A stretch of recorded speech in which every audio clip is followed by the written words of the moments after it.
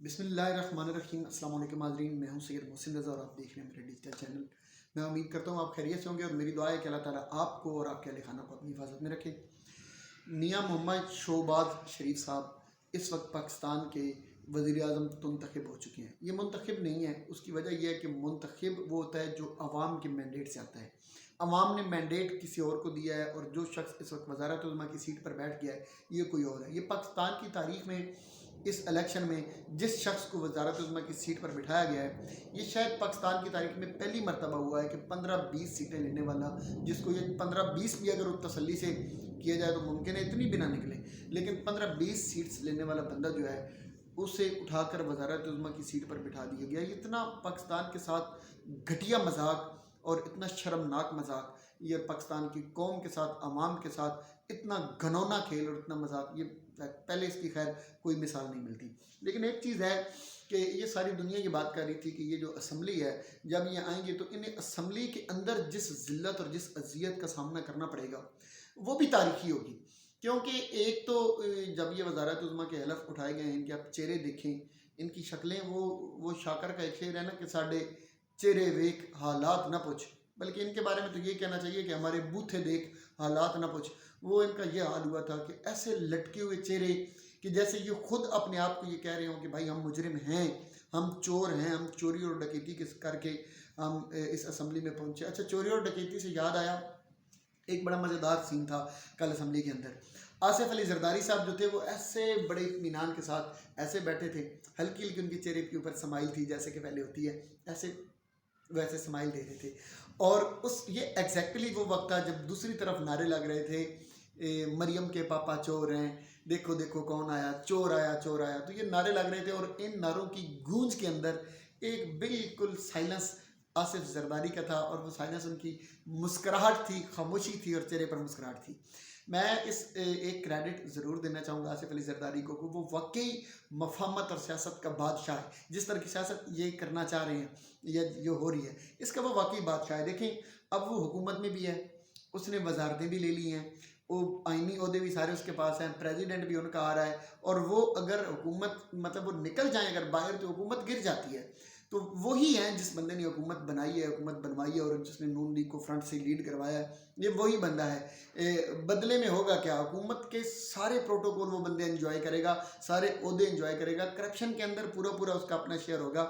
लेकिन एंड पे क्या होगा, जब भी गालियाँ आएंगी, जब भी लानतें आएंगी और लानतों के तूक जब किसी के गले में डाले जाएंगे तो वो कहाँ चले जाएंगे, वो नवाज शरीफ और शहबाज शरीफ और इनकी पार्टी के गले में चले जाएंगे। बाकी वो बराबर के शरीक हैं, हर मामले में, हर चीज़ में वो बराबर के शरीक हैं, पूरे पूरे हिस्सेदार हैं, वो पार्टनर हैं इनके। लेकिन इस पार्टनरशिप में नुकसान क्या हो रहा है, नुकसान सिर्फ मुस्लिम लीग नून का हो रहा है, और जरदारी साहब खामोशी के साथ एंजॉय कर रहे हैं, और लड़ाइयाँ झगड़े सारे जो हैं वो नून लीग के हो रहे हैं, तोहमतें सारी नून लीग पे लग रही हैं, तलाक़ें जो हैं वो नून लीग को हो रही हैं, और तकलीफ़ जो हो रही है वो नून लीग को हो रही है, और टारगेट जो किया जा रहा है वो सिर्फ नून लीग को किया जा रहा है। फ्रंट पे नून लीग को रखा गया है और पीछे से जरदारी साहब बैठ के मज़े से एंजॉय कर रहे हैं। कुछ लोग हैं मुस्लिम लीग नून के अंदर जिस चीज़ को बड़ा अच्छी तरह अंडरस्टैंड करते हैं, और वो अपनी क़यादत को और अपने लोगों को ये समझा भी रहे हैं कि आपको ये ट्रैक और ये पॉलिसी अपनानी चाहिए। लेकिन मियाँ साहब इस वक्त धुत हैं इक़्तिदार के नशे में, और इस पार्टनरशिप के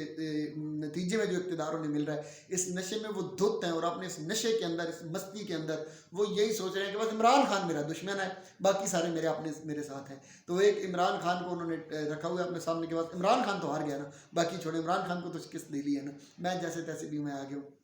तो एनीवे उस मुस्कुराहट उनकी जो थी वो बड़ी एंजॉय करने वाली थी। शहबाज शरीफ साहब खिताब उन्होंने अपना किया, और वो खिताब के दौरान जो उनके साथ हुआ वो तो अलग बात है। एक दो बड़ी मज़ेदार चीज़ें हुई हैं। अच्छा, वो मुझे ना एक लतीफ़ा याद आ गया। एक मौलवी साहब के पास ना एक बंदा गया मसला पूछने के लिए, तो उसने कहा कि मौलवी साहब, रोज़े के दौरान अगर आप अपनी बीवी को आई लव यू बोलते हैं तो क्या ऐसे रोज़ा टूट जाता है? तो उन्होंने कहा कि मौलवी साहब ने कहा कि अगर तो आप अपनी बीवी को बोलेंगे तो फिर भी टूट जाएगा, क्योंकि आप झूठ बोलेंगे। तो अगर आप किसी और की बीवी को बोलेंगे तो फिर आपके दांत भी टूट जाएंगे साथ। तो ये किसी और की बीवी को जो आप आई लव यू बोलने जा रहे हैं रोज़े के साथ, तो आपके दांत तोड़ के रख देगा। मियाँ साहब के साथ हुआ ये है कि असल में ये मैंडेट किसी और का था, तो इन्होंने किसी और की बीवी को आई लव यू बोल दिया, और उसको वो अपना समझ के अपना मैंडेट बना के वो इक़्तिदार की कुर्सी में बैठ गए हैं। तो अब मसला ये हुआ कि वो जिनकी वो बीवी थी उन्होंने अब इसके दांत तो तोड़ने हैं, اور وہ اسی طرح اس بندے کے دانت ٹوٹ رہے ہیں اور اسی طرح وہ ذلیل ہو رہا ہے. دو چیزیں بڑی ہوئی. ایک تو میرے خیال شاید عباسی صاحب ہیں ان کا نام, شاید مجھے پورا خیر نام میرے ذہن سے اسکپ ہو رہا ہے. وہ اسمبلی میں آئے تو انہوں نے کیا کیا کہ وہ ڈھیر سارے لوٹے انہوں نے باندھے ہوئے تھے اور وہ سارے کے سارے لوٹے گھسیٹتے ہوئے وہ لے کر اسمبلی میں آ گیا اور شہباز شریف کے صاحب کو انہوں نے سامنے کر دیے. ایک اور بڑا مزیدار کام کیا وہ جمشید دستی صاحب نے کیا. جمشید دستی صاحب بڑی مزیدار شخصیت ہیں ویسے بھی. تو وہ جب اسمبلی میں آئے ہیں تو انہوں نے اپنے ہاتھ کے اندر وہ آدمی جن کے جوتے پالش کرنے والا جو برش ہوتا ہے وہ ان کے ہاتھ میں تھا, اور وہ اس برش سمیت وہ میاں شہباز شریف صاحب کے سامنے ویسے برش اٹھا کر اس کے سامنے سے گئے اور وہ گزرتے رہے, اور پورے اسمبلی کے اندر انہوں نے ایک جوبن کے ساتھ برش ہاتھ میں رکھا. پچھلے دنوں میں انہوں نے یہی کیا کہ وہ بوٹ اٹھا کر اسمبلی میں آ گیا تھا جب عمران خان کے خلاف انہوں نے گھڑیاں اٹھائی تھی تو انہوں نے بوٹ اوپر کر دیے تھے.